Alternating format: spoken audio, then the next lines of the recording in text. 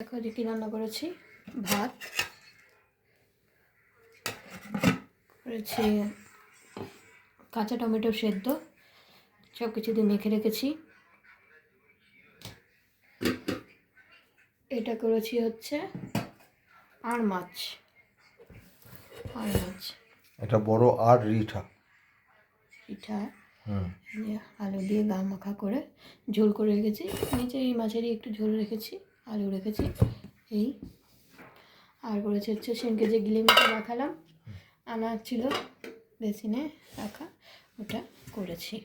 এই কষা কষা করেই করেছি।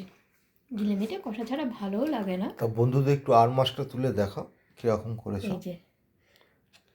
এই যে আর মাছের পিস, এই যে এরকম বড় বড় পিসই রাখা হয়েছে। এই যে এটাও এরকমই বড়।